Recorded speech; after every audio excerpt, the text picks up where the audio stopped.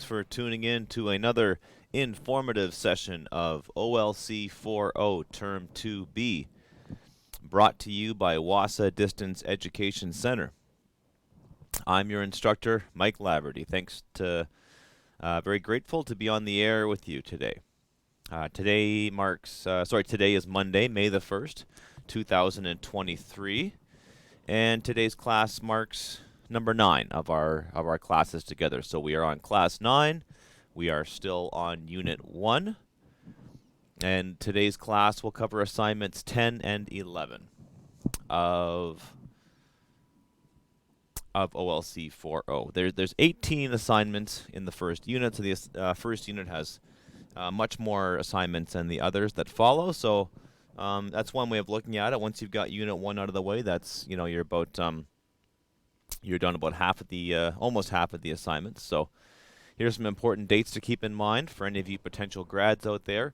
Your deadline for submitting work is June the 9th. So if you think that you've only got a credit or two to get out of the way, then you have that deadline of June 9th to get work in, have it graded, and have your final exam booked and all that. So that deadline's coming up very quickly. So that gives you just a little bit over a month. So you've really got to stay on top of that if you would like to graduate in 2023, June of 2023. Other students have a deadline of June 16th for submitting work in this course and any other courses at WASA. And that's if you want to get your credit by the end of this term. And if you don't think you can make that deadline, then you'll have to register for the summer term, and you can submit work over the summer, and summer markers will have a look at it. Really important point, you'll have to have all of your stuff handed in by the summer. So all of your coursework has to be handed in by the end of the summer for you to get that credit. Otherwise, you're starting from scratch in September. So we are now on week 3. So yeah, we are officially on week number 3 of OLC4O. Next week number 4, we'll dive into unit 2 and then keep progressing throughout the units until we get to that final exam preparation week. But for now, we are still working our way through unit 1. So thanks for joining us on the airways at 91.9 FM. Please note, this class broadcasts live every Monday, Tuesday, Wednesday, and Thursday from 1 p.m. to 1:50 p.m. Central Standard Time.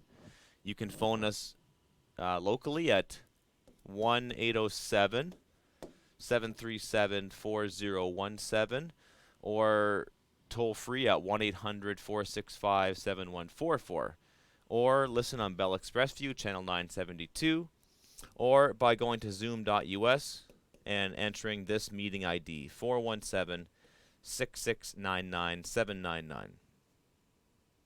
Or you can watch my YouTube videos. So search for Laverty WASA, and once you're on Laverty WASA, you can search the playlists, and on my playlist you'll see my OLC4O playlist that cover all of the unit assignments in this class. I did teach this class in Term 1B, so if you want to go back and look for an assignment that's beyond what we've already been talking about today, you can check that out as well. So please reach out to me directly at mlaverty@nnecschools.org. You can find me on Facebook at Laverty WASA. And you can phone the WASA building at 1-807-737-1488 or toll free at 1-800-667-3703. That's if you got any questions about this course, any other courses you want to take at WASA, or finding out where you stand in your development as a student, progressing your way towards graduation. I highly suggest that you phone the WASA office, reach out now, especially with those deadlines that I brought up at the start of the class. So, keep those in mind And if you don't understand the process, now is the time to reach out and talk to somebody. Okay, here's today's lesson. We'll do our words of the day. We will do today's headline. We'll look at our punctuation. Today we'll talk about dashes and hyphens. Our parts of speech will be interjections. And then we will cover assignments 10 and 11. Your learning goals are to learn how to use interjections and learn how to use dashes and hyphens, and to take notes as we review assignments 10 and 11 from Unit 1, Lesson 3. Your success criteria will be to practice using interjections, dashes, and hyphens in your writing. Whoops, sorry, this is, just ignore that middle one. That's a note I left to myself. I was debating on keeping that in there, but I obviously kept it in. Use the steps outlined in today's lesson to complete assignments 10 and 11 from Unit 1, Lesson 3. So that's your success criteria. So practice using some of these tools that we're going to talk about today: punctuation, grammar, parts of speech, and to complete those assignments 10 and 11. That's your success criteria. All right, so we've got some famous runners up on the screen here. And just to give you a clue as to our word of the day. So I've got Terry Fox in the middle. Of course, he's famous for his Marathon of Hope, which still continues to inspire runners today. On the right there, we've got Andre DeGrasse, a famous Canadian runner. And then the black and white photo, which maybe, maybe not as famous as the other one, but this is Tom Longboat. He's an Onondaga long-distance runner from Six Nations. So he's a great Canadian. I think there was actually some discussion of putting him on some of our currency, if I'm not mistaken, or at least finding ways to recognize him and getting his name out there. So he's a household name for Canadians across the country. So our Anishinaabe word of the day is Gijibatu, which is a verb, which is she or he runs fast. An English equivalent is sprint. So to sprint is to race or move at full speed, especially for a short distance, as in running, rowing, etc. So not just running on land, but also, rowers can sprint as well. And so that brings me to the concept of synonyms. So I like to put up an Anishinaabe or a Ojibwe word, and then sometimes look at the equivalent word in English, and then sometimes look at a similar word. So, and that's what a synonym is. It's a word that has the same or nearly the same meaning as another word in the language, right? So it's so some synonyms will have the same meanings, but most of them have a nearly the same or a similar meaning. You can find synonyms by going to looking in a thesaurus, or by going to thesaurus.com, which is a great resource for you as a writer. I'm tying this in with the writing process. So often when we write, we just simply get ideas down on the page, and it's the first thing that comes to our mind. But sometimes we want to take a word and try to find a more appropriate word, or a word that's closer to what we're trying to say. So I could say that I'm very happy today. Or I could say I'm joyful, or I'm elated, right? These are synonyms of the word happy, and each one has their own different meanings. So it's just important as writers to find the right word for the right situations. Many words in the English language are borrowed from the ancient Greek language. So, I think I've read somewhere that English is like about a quarter from Greek, a quarter from French, a quarter from German. So it's like The English language is definitely a mix and a mash of all kinds of different languages. So SYN, sin, it means with or together. And ONYM, onym, is a suffix. So prefixes are chunks of words that come at the start of a word, and suffixes come at the end. So when you combine synonym, you literally get a together word. So words that go together. So it doesn't mean like the same, but it's words that go together. Other examples you may have heard are like a pseudonym, that's a fake name. A cryptonym is a code or a secret name. A homonym is a word with the same spelling or pronunciation. A mononym is someone who only goes by one name, like Madonna, Eminem, Drake. Antonym is a word with the opposite meaning. Ethnonym is a name used for an ethnic group of people, like Ojibwe, Anishinaabe, Métis. Toponyms are names for a geographic place, and allonym is a pen name used by an author, so not their real name. So if we're talking about the Anishinaabe language, we have Gijika, which is she or he goes fast. We have Gijika Kwanzige Ziwe, she or he paddles fast. Or Giji Yendam, which is she or he thinks fast. And as I always like to say, please correct my pronunciation if I'm not pronouncing these words correctly. So the word run, you've got break, race, rush, spurt, amble, drop, dash, dart, canter, bound, escape, fall, flight, gallop, jog, lope, pace, scamper, scuttle, tear, trot, whisk, sprint, spring. So many words that we can use to talk about the act of running, the verb of running, the action word. All right, let's get to our punctuation of the day. So this is a one of the lesser known punctuation marks, and I would say it's a little more of the advanced ones, but there's no reason why you can't learn it at any time in your writing journey.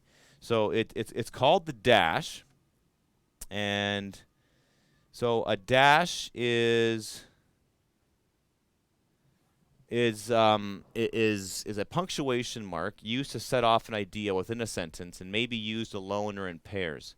Dashes interrupt a thought in a more dramatic way than a phrase enclosed in commas, but less theatrically than brackets. So a dash is actually two hyphens put together. So if you look on a keyboard, your hyphen is right beside the zero. Here's some examples. So Aaron Mendes brought some unique bragging rights when he resumed school this fall in Mississauga. Dash, he is the top chess player under the age of 11 in the world. So it functions like the comma.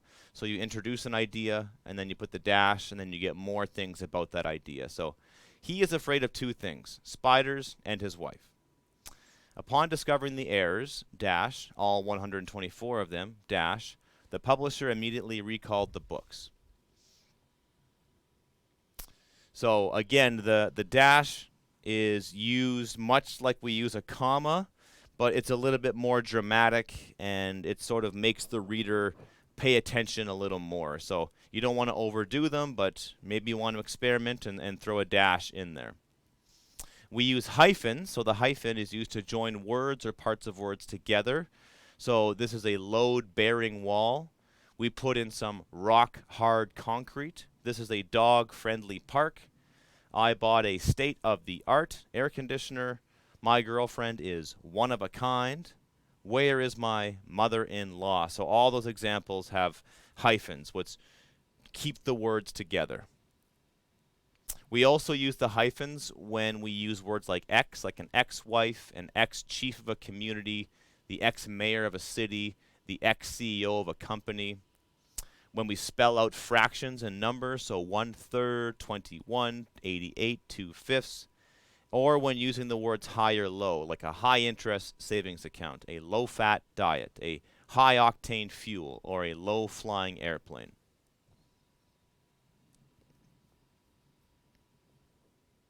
And that brings me to our article of the day. So this one was published in the Chronicle Journal last September, and it reads, Donation Gives Skate Park Needed Lumber by Jody Lundmark, Chronicle Journal staff. Published September 22nd, 2020. Sorry, it was actually published, it was actually published in 2022, last September. So let's review those parts of speech. So we have the headline reads, Donation Gives Skate Park Needed Lumber. So donation, that's a thing. That's a noun. The donation gives, that's a verb, an action word. It gives the skate park needed lumber. So the donation, it gave the skate park lumber, but the word needed is an adjective that modifies the noun lumber. So it's needed lumber.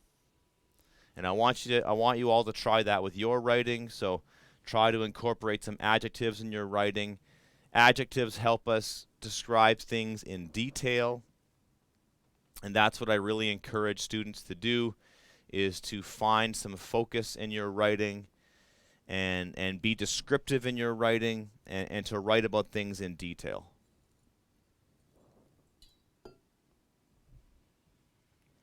Okay, moving right along.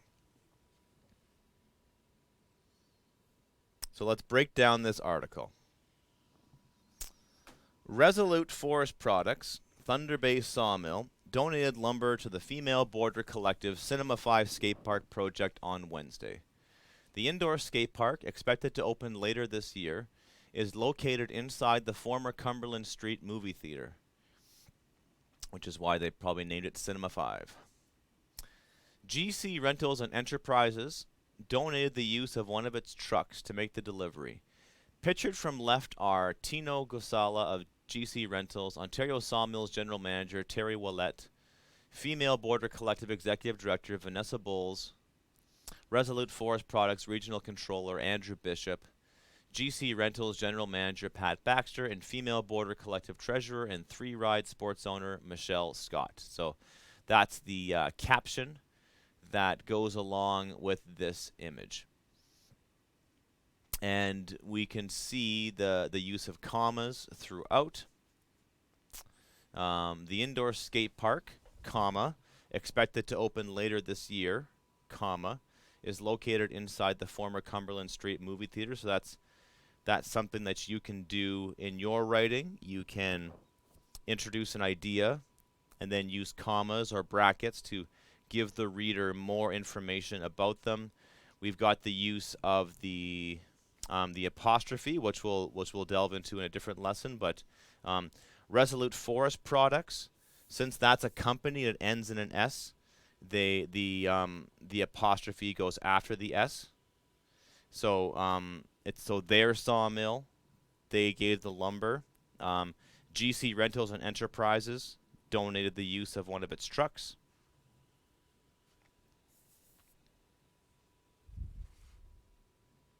Okay.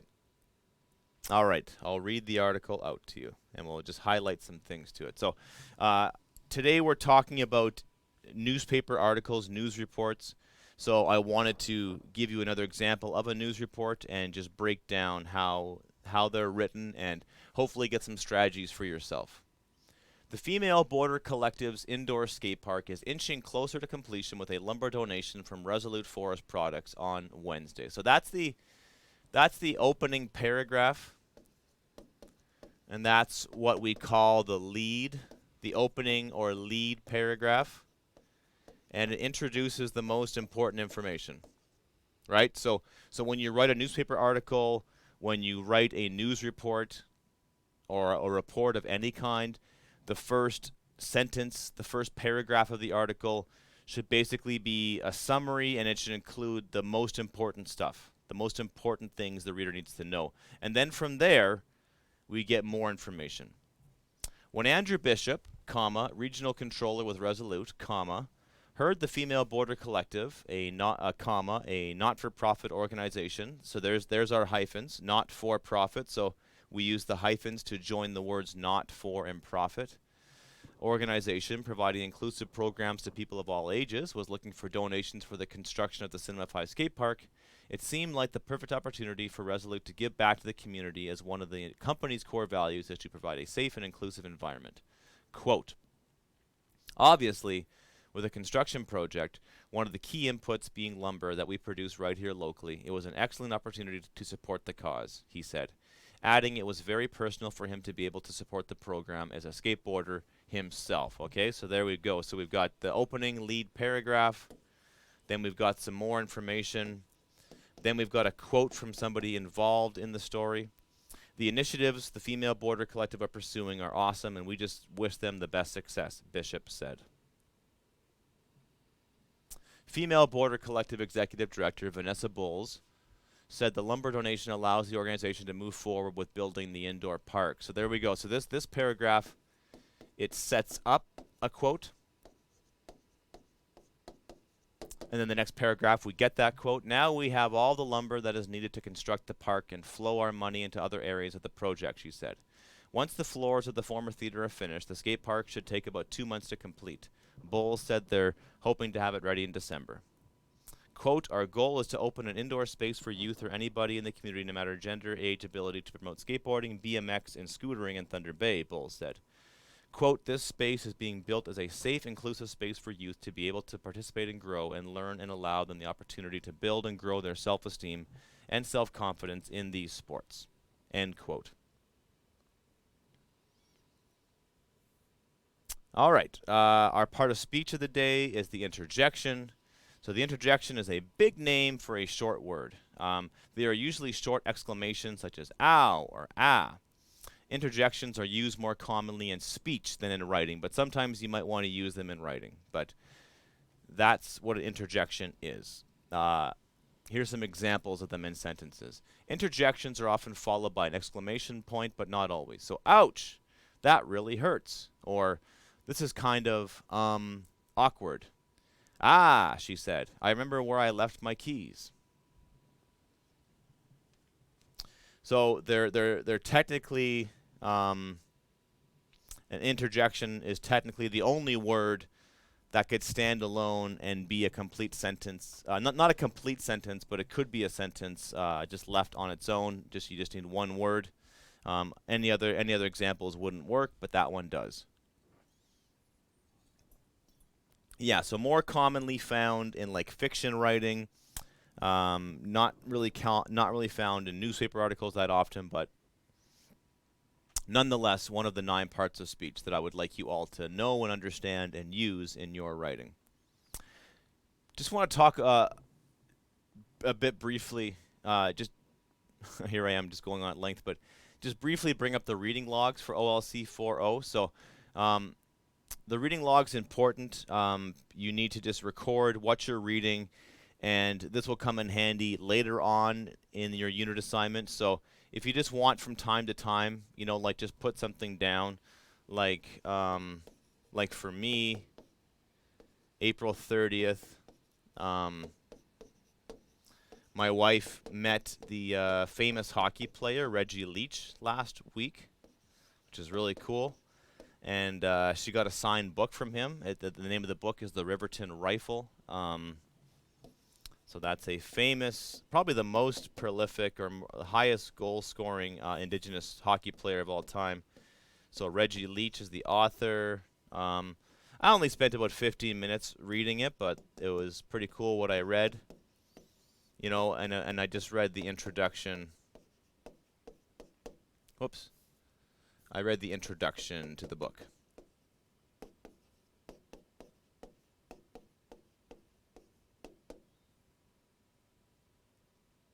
All right, so here we go. On to Unit 1, Lesson 3, Assignment 10. What do people read? 10 marks. Part 1. You are to brainstorm a list of at least 10 things that you are required to read during your time in high school and other things that you and other people read. This could include essays, novels, texts, course material, magazines, poetry, song lyrics, newspaper articles, social media feeds, things like that. If there are written words involved, it is reading. So It doesn't have to be, reading with a clearly defined purpose, or reading that is sort of getting you somewhere, for your assignments or for school or for work or for whatever. Just reading that you do. So it could be reading that. So it could be. Here's an important point. It could be reading that you're forced to do. Well, I shouldn't say forced, but same deal. Reading you're required to do in school, but then other stuff that you just read. And if you go to the handout, the unit handout, so Unit 1 of OLC4O, you just have to, you can do this one of two ways.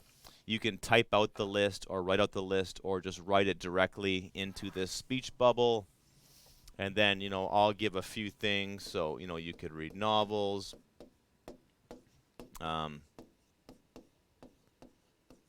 Facebook posts, tweets, and newspaper articles.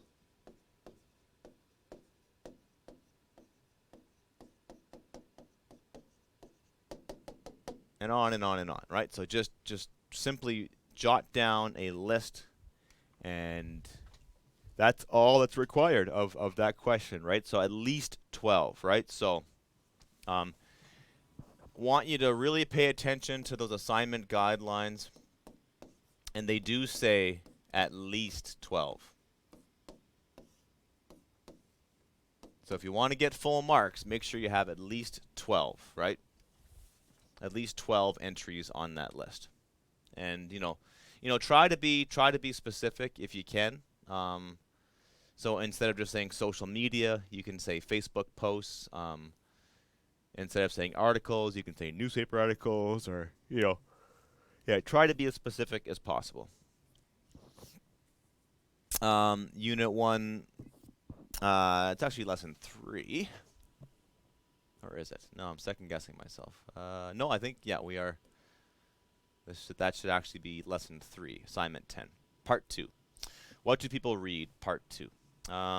So for this, you're writing one paragraph of at least 5 sentences. So I'm thinking 50 to 100 words. A sentence. There's no rule for this, obviously. It depends on the kind of writer you are and the particular kind of writing that you have to do. But, typically when you're explaining something, when you're writing information paragraphs, and you're trying to be informative and tell your readers and your teacher about stuff, then your sentences should be about 10 to 20 your sentences should be about 10 to 20 words long, right? So this paragraph should be about 50 to 100 words. I wouldn't go any shorter than that, but you could go longer. And you're going to comment on the types of reading that you do away from school.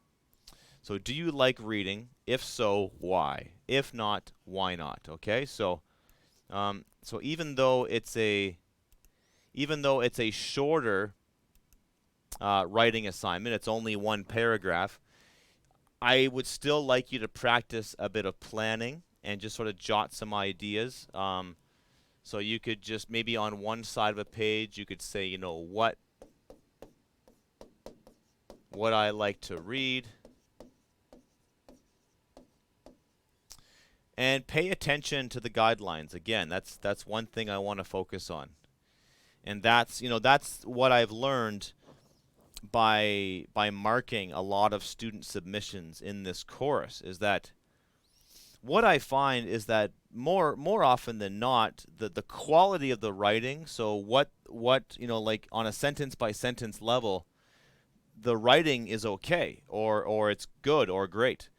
But the problem is that the writer is missing key details, right?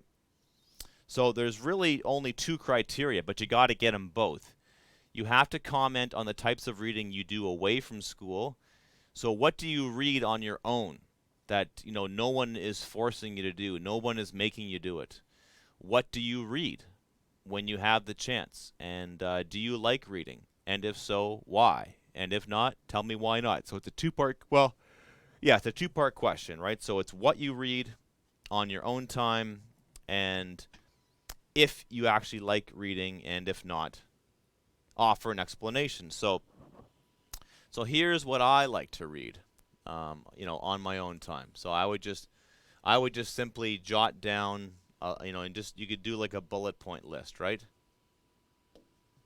And I like to read Globe and Mail articles. I like to read interviews with musicians. I love reading about their process, how they write music. I like to read Facebook posts.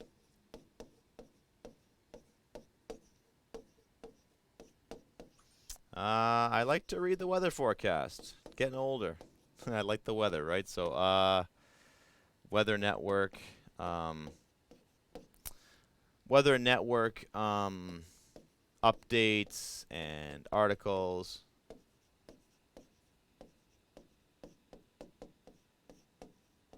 And I like to read nonfiction.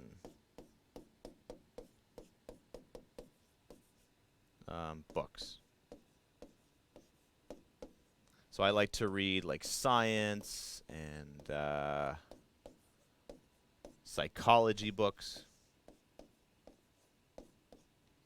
So yeah, that's what I would do. I would just get a list of some things that you want to talk about, and one thing to keep in mind too. Again, so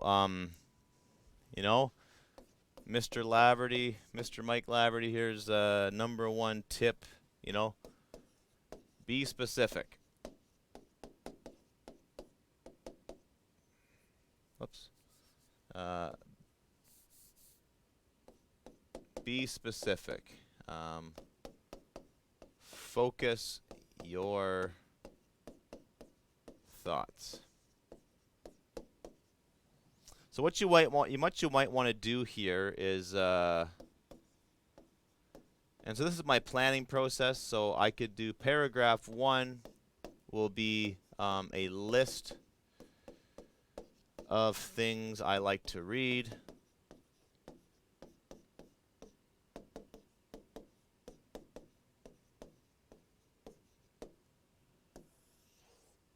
Then I'm gonna do, sorry, that should say sentence because I'm only writing a sentence, not a paragraph. So sentence 1 will be a list of things I like to read.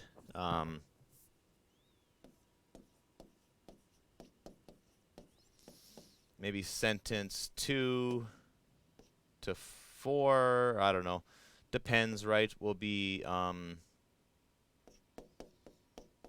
I will explain 1 or 2 specific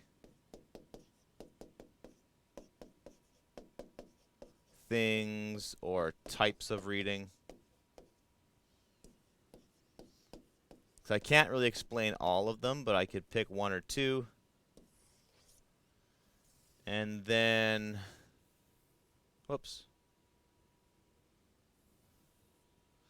And then my last sentence, I'll say my last sentence will be, will explain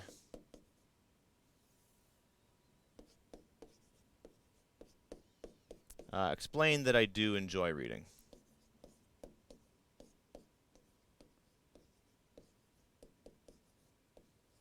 So that's how I would approach that question. You don't have to do it exactly the way that I've done, but I just think this is going to give you much more powerful writing. It's going to make your writing stronger if you can be specific and you can focus your thoughts, right? So, and that's, that's a process that's worked for me very well over the years. You just brainstorm a list of stuff you could potentially talk about, and then you pick the best ideas, right? So you get a whole bunch of ideas on the page, And then you're like, oh, okay, I'm going to talk about that one, and I'm going to talk about this one, right? So if I could mention a specific interview with a musician, or if I could mention a specific article, or if I could talk about a specific book that I had just recently read, or a Facebook post from a group I had seen, you know, that's going to make your writing much stronger and much more interesting. All right, so now we're getting into the next part of this assignment. That's assignment 11, and that's asking you to do some writing, right? So now it's your turn to we're building up to you writing a newspaper article, for you to write an information news report. And so we need to talk about this very important concept of inverted pyramid writing. So it's a pyramid, and it's inverted because it's upside down, where normally the base would be at the bottom, but in this one the base is at the top. And so with the inverted model for writing, you start with information they must have, and so they is your reader.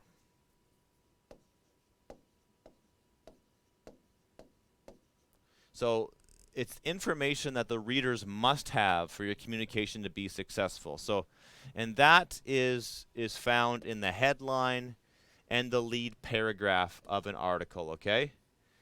So when you look at a newspaper article, the headline of the article, or the title of the article, and then the lead paragraph, that's the big chunk at the top. That's the really important information. It's crucial info, goes to the beginning.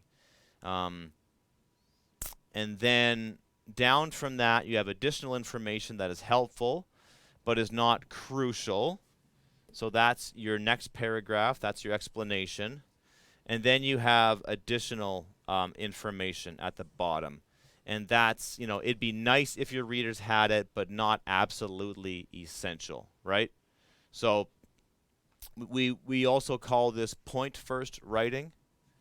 So you give the main points first, and you have to imagine that your reader only has so much time, and they may not read the whole thing. And that's a good way of looking at it, right? So when you're writing a newspaper article, right? So people may not read the entire article. They may just skim it for the most important stuff. So you have to write the article as if they are going to read the whole thing. You can't just write it pretend or going in there thinking people are going to skip through it, but you have to write it knowing that people want the most important stuff first, and that's how we structure an article, okay? So these are the components of a news article. So we have the headline, and the headline is a short attention-getting statement about the event or story. So our headline from today was "Donation Gives Skate Park Much Needed Lumber." So that's the headline. It's a very short, you know, headlines are usually about anywhere from 5 to 10 words, maybe a bit longer, but usually very short and succinct. The byline, that tells us who wrote the story. The byline tells us who wrote the story, and it might tell us who they work for, if they're a freelancer, if they work for the newspaper. You know, so it's information. It's information about who wrote the article. And I'll say it's you know, it's info about the author. The lead paragraph of the article, that's the opening. So we get the headline, we get the byline, we get sometimes we get like an illustration or a photograph and a caption, and then we get the lead paragraph. And the lead paragraph tells us the who, what, when, where, how, and why. Not all lead paragraphs are going to tell you all those things. These are sometimes called the 5 W's. So who, what, when, where, and why, and the 1 H. The lead paragraph tells you what happened what happened, when it happened, and where it happened are really important, okay? And also the who, right? So I would say the who, what, when, and where are probably the four most important things that are usually found in the lead paragraph. And how it happened and why it happened are usually explained later.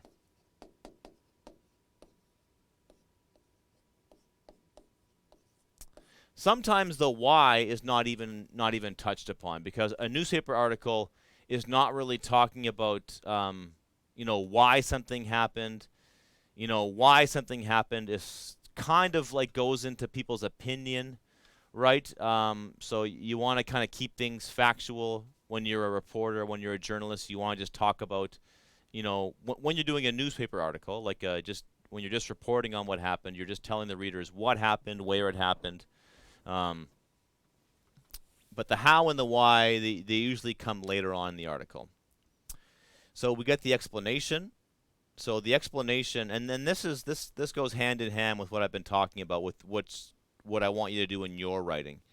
You introduce a main idea, and then you offer other important details the reader needs to know. So this might include direct quotes, right? So, direct quotes from witnesses. This could be the subject of the article itself, so the people in the article. So it could be people who saw what happened. It could be people who the article is about. They have to have a connection to the lead, right? To the lead or the main idea being written about.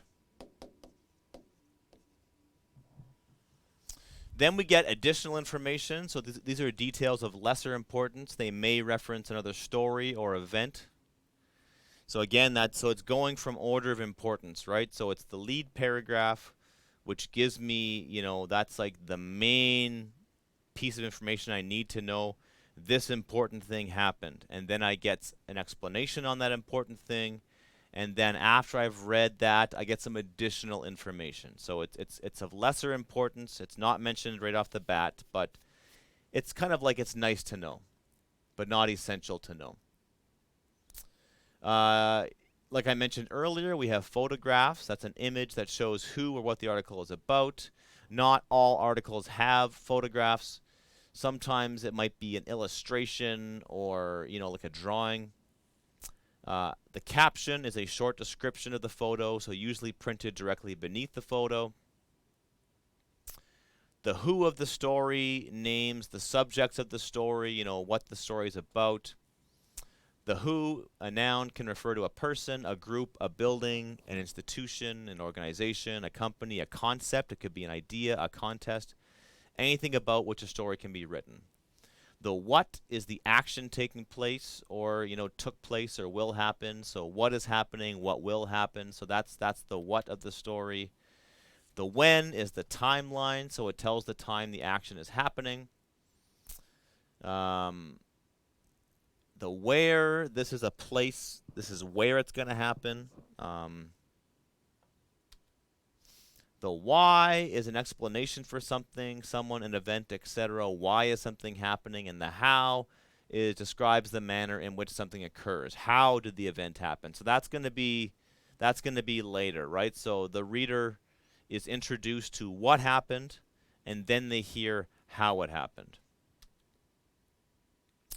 An author may have many purposes in mind when they write and publish a text. In most cases, the text will have a primary purpose, one that is more important than the others. The primary purpose will be to persuade, inform, or entertain the audience, which we can keep in mind using the PI acronym. Persuade, inform, or entertain. So a piece of writing has a primary purpose, and it may be doing more than one of these things, but it's going to have a primary purpose, a number one purpose in mind, okay? So for example, a funny story can most importantly make us laugh. It can entertain us, but it may also help us learn new things to inform us. But its primary purpose is to entertain. So when we persuade, the author is expressing an opinion and trying to convince the reader that what they say is true. So a newspaper article or a news report is not typically trying to persuade you. It's not trying to give an opinion or trying to make the reader convince you that what they're saying is true. A newspaper article it usually falls into the inform category. The author is sharing statistics, details, examples, descriptions to convey information, right? And that's what they're doing. They're just simply saying, hey, this stuff happened. They're not telling you their opinions on what happened. They're just telling you what happened. And then when their purpose is to entertain, they're trying to make you laugh or experience an emotion like fear or sadness or happiness, right? So they're telling you a scary story to instill fear in an audience, or they're trying to make you feel sad or trying to make you feel happy or trying to just, entertain you, keep your mind off something, or just simply tell a good story for the sake of telling a good story. That's their primary purpose. So examples of persuasion, these are opinion pieces or op-ed pieces where someone is giving an opinion, a politician describing their platform, a Facebook post on a controversial subject like gun control or like the COVID-19. We saw a lot of that on Facebook, right? So it's someone giving their opinion. Information might be like someone talking about the writing process in a textbook, a Wikipedia page about Mount Everest, a book about Louis Riel. And entertaining could be a funny anecdote about growing up, a ghost story in an anthology, right? So before we close off today, we'll have a look at the news report in your unit handout. So you have to read an article, and you got to answer these following questions. So what is the purpose of the news report? Are they trying to persuade you? Are they giving you an opinion? Are they giving you information? Or are they trying to entertain you? And then explain your answer using the criteria I just showed you. Who do you think the intended audience is for this news report, right? So when people write newspaper articles, they some options could be for a general audience. Is it for everybody? Is it for specific people? Are they trying to get people to come out to an event or participate in an event, right? So who are they trying to reach, right? And the audience is tied in with the purpose, right? So if they're trying to entertain, who are they trying to entertain? If they're giving information, who do they think needs the information? If they're trying to persuade people, who are they trying to persuade? The most important questions a good news report answers for the reader are the 5, 8 W's and the 1 H. Using the report, complete the following. So tell me who it's about, what it's about, when is it happening, where is it happening, why is it happening, and how is it happening. And the article in question is Powwow Idol and includes Nova Scotia and Ontario finalists. August 4th, 2019, 2 Canadian contenders are among the finalists in Powwow Idol, an online competition to find the best unsigned First Nations drum group in North America. The competition is into its 9th round, and a tribe called Mi'kmaq of Millbrook, Nova Scotia, and the Chippewa Travelers of South Central Ontario are still in the running. So that's our lead paragraph, okay? Very important paragraph, a lot of information there. Second paragraph, they are competing against a group from Maine, the sole American-based survivor of 12 drum groups which entered the competition in January. The competition combines the digital with the traditional. All the groups have competed with victory or veteran songs, fancy shawl or fancy feature songs, two-step songs, and a round dance. So now we're getting some. Now we're getting the explanation, right? So the most important thing to know is that this competition is taking place. Second, we need an explanation about the competition, how the competition works, and how it's going down. All the performances are online as audio files, and judging is also over the internet. A tribe called Mi'kmaq has been playing together for just over a year and decided to take a chance when it entered Powwow Idol. Michael Stevens, 27, the group's drumkeeper, said he doesn't know why they have done so well in the competition. Quote, everybody has their own unique sound and their own unique ways of singing, Stevens told CBC News. Each drum is special in its own way, I guess, so we are very fortunate and blessed we have made it this far. End quote. Their Facebook page is flooded with good wishes from supporters in their Nova Scotia community. They are passing on their experience to even younger musicians on the Millbrook First Nation, among them Justin Stewart Muse, 10, who was at the recent practice session. Quote, it's awesome, it's smart. It inspires me to think good thoughts, he said as the group pounded a traditional drum with one hand and squeezed their throats with the other to help them hit the high notes. Chippewa Travelers are a northern-style drum group who started singing together in 1998. The more than 15 members come from Rama, Sarnia, Alderville, and other southern Ontario communities. Quote, they'll find out late Sunday or early Monday if they'll move on to the final round of the competition. A winner will be announced in early June. Okay, so you can see how the article goes from most important information down to the explanation, and then we get their additional information. So it's great to hear that they're inspiring youth to come out and maybe become drummers themselves, but it's still not as important as the lead information that was introduced in the first few paragraphs. So before we close today, well, actually, I don't want to. Maybe we'll.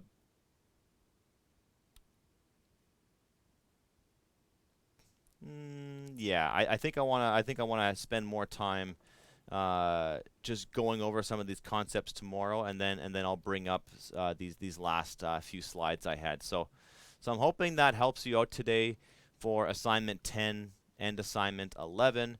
So just a brief recap. You're talking about what people read in high school or on their own time. You're talking about what you read specifically and whether or not you like reading. And then you're going into that Powwow Idol article, and then you're telling me some important information about the article, right? So you're telling me what the purpose is. Is it to persuade, inform, or entertain? Explain why. Tell me about the intended audience for the article, and tell me about the 5 W's and the 1 H. And use as much detail as you can, right? So be specific, use details from the article, and you'll do just fine. So that will be it for today. Thank you for tuning in to OLC4O. We will see you tomorrow.